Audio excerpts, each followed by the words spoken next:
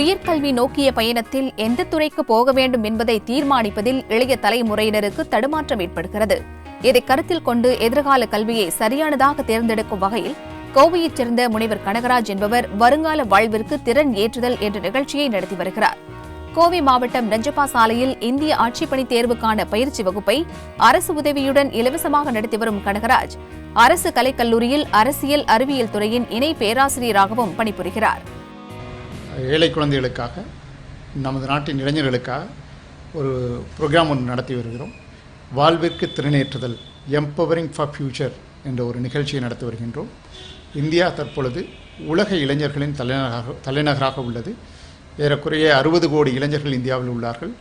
இந்த இளைஞர்களுக்கு நல்ல நாலேஜ், ஸ்கில்ஸ், ஆட்டிடியூட் இதை கரெக்டாக நாம் கொடுத்துட்டா இந்தியா ஒரு மிகப்பெரிய நாடாக மாறுவதற்கு வாய்ப்புள்ளது. இதுவரையில் நாங்கள் கிட்டத்தட்ட 55,000 இளைஞர்களையும் குழந்தைகளையும் இந்த பயிற்சியின் மூலமாக சந்தித்துள்ளோம். எங்களுடைய நோக்கம் இந்த பயிற்சி மூலமாக ஒரு 10 வருட காலத்தில் 1 கோடி இந்திய இளைஞர்களை, குழந்தைகளை சந்திப்பதாகும்.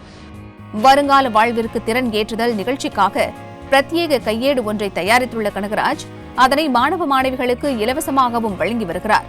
உயர் வகுப்புகளில் பாடத்தை எவ்வாறு தேர்வு செய்வது, இந்திய ஆட்சிப்பணி மற்றும் வங்கிப்பணி தேர்வுகளுக்கு தயாராவது, நேர்முக தேர்வை எதிர்கொள்வது, பிரச்சினைகள், தோல்வியை எதிர்கொள்ளுதல், இலக்கை நிர்ணயித்தல் உள்ளிட்ட பல்வேறு அம்சங்கள் எளிதில் புரியும் வகையில் புத்தகத்தில் தரப்பட்டுள்ளது.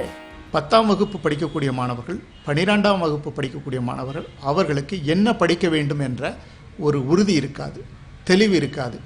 படித்த பெற்றோர்களை பெற்றிருந்தால் அந்த தெளிவு இருக்கும். கிராமப்புற மாணவர்களுக்கு, மாநகராட்சி பள்ளியில் படிக்கக்கூடிய மாணவர்களுக்கு, அரசு பள்ளியில் படிக்கக்கூடிய மாணவர்களுக்கு அந்த தெளிவு இருக்காது.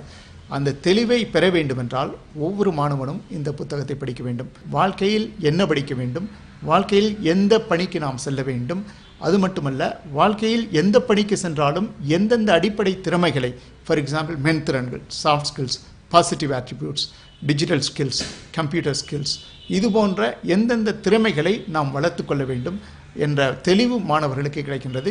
இது கண்டிப்பாக ஒரு குழப்பத்தில் இருக்கக்கூடிய, ஒரு அறியாமையில் இருக்கக்கூடிய மாணவ சமுதாயத்திற்கு இந்த புத்தகம் ஒரு வரப்பிரசாதமாக அமையும்.